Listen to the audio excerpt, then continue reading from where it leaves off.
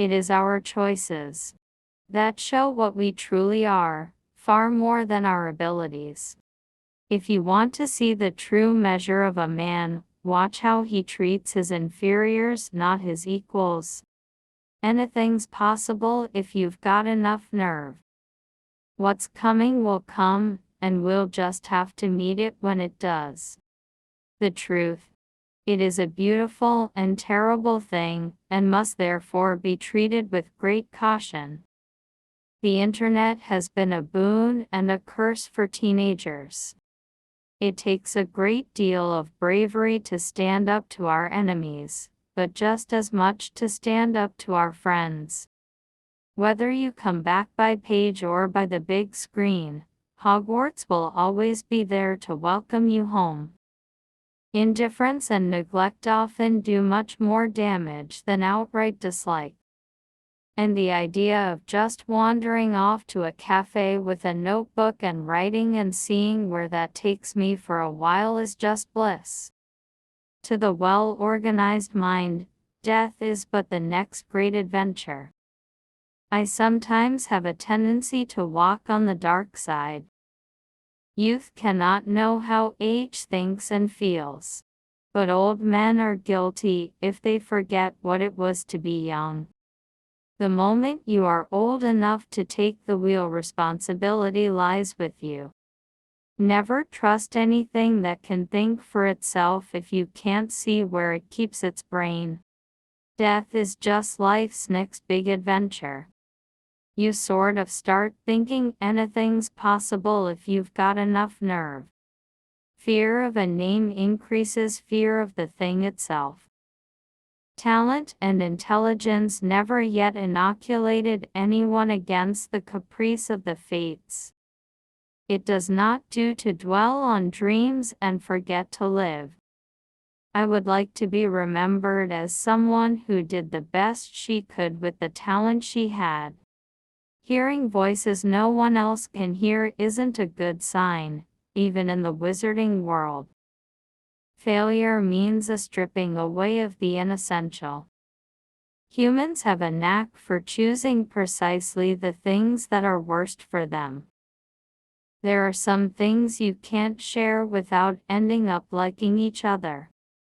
Never be ashamed. There's some who'll hold it against you, but they're not worth bothering with. I will carry on writing to be sure. But I don't know if I would want to publish again after Harry Potter. I just write what I wanted to write. I write what amuses me. It's totally for myself. I never in my wildest dreams expected this popularity. Secretly, we're all a little more absurd than we make ourselves out to be. You lose your individuality a huge amount when you have no money, and I certainly had that experience. I don't think about who the audience is for my books. I think you could ask 10 English people the same question about class, and get a very different answer. I'm not anti-middle class in the slightest. Look at me. I am very pro people putting time and money and effort into trying to improve the world. The fame thing is interesting because I never wanted to be famous, and I never dreamt I would be famous. There was a point where I really felt I had penniless divorcee lone parent tattooed on my head. If you love something, and there are things that I love, you do want more and more and more of it. But that's not the way to produce good work. I imagine being a famous writer would be like being like Jane Austen. Whatever the reviewers feel about the casual vacancy, it is what I wanted it to be, and you can't say fairer than that as a writer. I pay a lot of tax, and I feel one of the reasons I stay and pay why I'm not based in Monaco. I think my country helped me. If you're holding out for universal popularity, I'm afraid you will be in this cabin for a very long time. There appears to be something to do with vehicles and movement that stimulates my writing. Harry Potter gave me back self-respect. Harry gave me a job to do that I loved more than anything else. But I was the most unashamed lone parent you were ever going to meet. I always have a basic plot outline, but I like to leave some things to be decided while I write. No, there is literally nothing on the business side that I wouldn't sacrifice in a heartbeat to have an extra couple of hours writing. Nothing. Honestly, I think we should be delighted people still want to read, be it on a Kindle or a Nook or whatever the latest device is.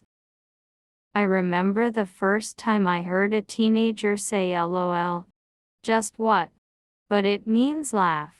Why don't you just laugh? What are you doing? In fact, you couldn't give me anything to make me go back to being a teenager. Never. No, I hated it. Jane Austen is the pinnacle to which all other authors aspire.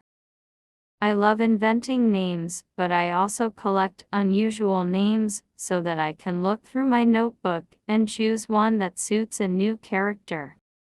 I think I've really exhausted the magical. It was a lot of fun, but I've put it behind me for the time being. I knew no one who'd ever been in the public eye. I've been asked this question so many times: do you feel you need to write a book for adults? No, I don't need to write a book for adults. His priority did not seem to be to teach them what he knew, but rather to impress upon them that nothing, not even knowledge, was foolproof. I was convinced that the only thing I wanted to do ever was write novels. In a novel, you have to resist the urge to tell everything. If ever I expected to come face to face with an angry Christian fundamentalist, it wasn't an FAO Schwartz. I don't read chick lit, fantasy or science fiction, but I'll give any book a chance if it's lying there and I've got half an hour to kill. I loved writing for kids. I loved talking to children about what I'd written. I don't want to leave that behind. Death obsesses me. Yes, it does. I can't really understand why it doesn't obsess everyone. I think it does really. I'm just a little more out about it.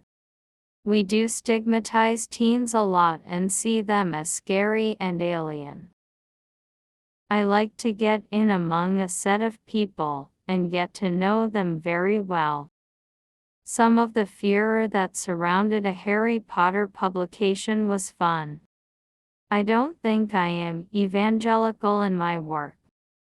I'm not a particularly thick-skinned person. I think you're working and learning until you die. I don't need to publish to make a living.